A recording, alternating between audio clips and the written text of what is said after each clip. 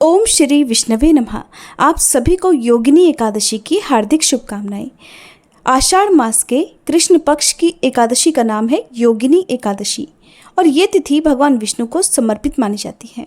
आज आप जानेंगे योगिनी एकादशी की तिथि और शुभ मुहूर्त के साथ ही इस दिन पालन किए जाने वाले कुछ अनिवार्य नियमों के बारे में। साल 2023 में इस बार 14 जून बुधवार को योगिनी एकादशी है। इसी दिन उपवास रखा जाएगा और एक दिन पहले दशमी तिथि के नियमों का पालन किया जाएगा।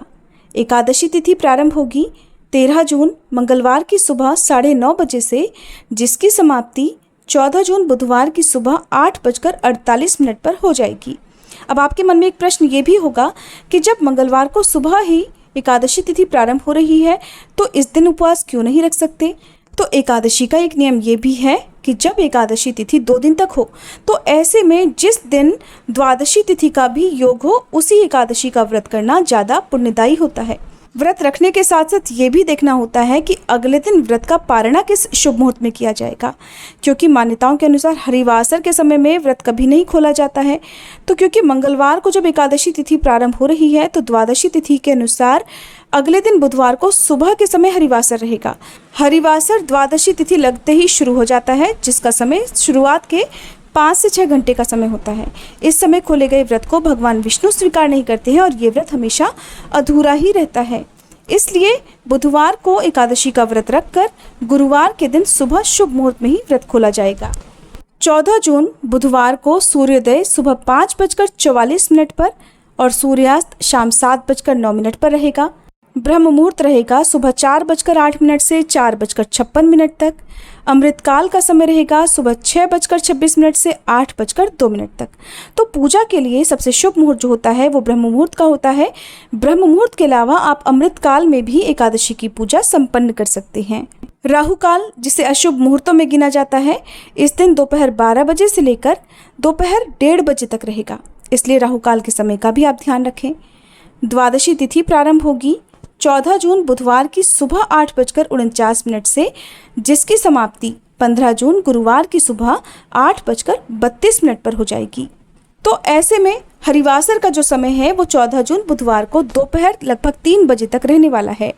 द्वादशी तिथि यानी 15 जून गुरुवार को सूर्योदय सुबह 5:45 पर, सूर्यास्त शाम 7:09 पर रहेगा।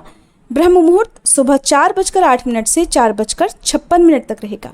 राहु काल का जो समय है वो देखा जाए तो बुधवार की मध्य रात्रि और 15 जून गुरुवार की तड़के सुबह का टाइम होगा, तो ये सुबह 1:30 बजे से लेकर 3 बजे तक रहने वाला है।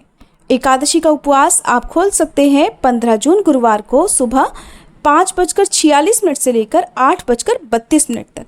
नियमों के अनुसार द्वादशी तिथि के अंदर अंदर ही एकादशी का उपवास खोल लेना चाहिए। त्रयोदशी तिथि में एकादशी का उपवास खोलने से दोष लगता है और व्रत का पूर्ण फल भी प्राप्त नहीं होता है।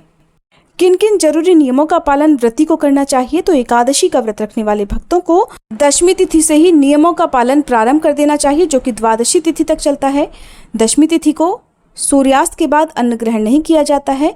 शुद्ध सात्विक भोजन ही दशमी तिथि को ग्रहण करना चाहिए। अगर आपने गलती से लहसुन प्याज का सेवन कर भी लिया है तो आप ऐसे में सिर से स्नान, चाहे वो महिलाएं हों पुरुष हों, दशमी तिथि को जरूर कर लें।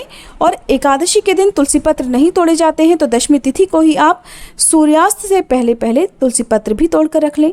एकादशी के दिन तुलसी जी में जल अर्पित भी नहीं किया जाता है, लेकिन पूजा सुबह और शाम की जाती है।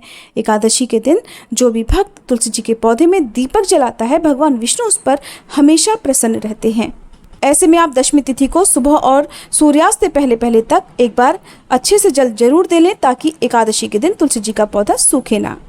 व्रत वाले दिन भक्तों को संकल्प लेकर व्रत रखना चाहिए। दिन भर भगवान में ध्यान लगाते हुए व्रत रखना चाहिए। कोई भी ऐसा काम ना करें जिससे व्रत खंडित हो जाए, जैसे कि पराये घर का जल या फल ग्रहण करना, या फिर इस दिन चावल का प्रयोग करना। घर में भी चावल का प्रयोग या चावल से बनी वस्तुओं का प्रयोग नहीं होना चाहिए। द्वादशी तिथि को कुछ ना कुछ दान देने के बाद ही ये उपवास खोला जाता है। दान देने वाली वस्तुओं में आप शीतलता प्रदान करने वाली वस्तुओं का दान कर सकते हैं, जैसे कि इन दिनों आप खरबूज, तरबूज, ककड़ी आदि का दान कर सकते हैं, मौसमी सब्जियों का दान कर सकते हैं, और इन सब के अलावा आप अपनी सामर्थ्य के अनुसार भूखे लोगों को भोजन करा सकते हैं, दान दक्षिणा भी दे सकते हैं। द्वादशी तिथि को क्योंकि गुरुवार का दिन रहेगा, ऐसे में यदि आप एकादशी व्रत के साथ गुरुवार का व्रत भी रखना चाहते हो तो व्रत का पारणा करते समय सुबह आप अन्न ग्रहण ना करके केवल तुलसी पत्र और जल से या फलों के जूस से या फलों से ही अपने व्रत का पारणा करें और दूसरा व्रत भी आप इस प्रकार प्रारंभ कर सकते हैं। अगर आप योगिनी एकादशी की कथा सुनना चाहते हो तो इसकी वीडियो हमारे चैनल पर अलग से अपलोड है, आप उस वीडियो को जरूर देख लीजिएगा। जानकारी पसंद आई हो तो वीडियो को लाइक करना मत भूलिए।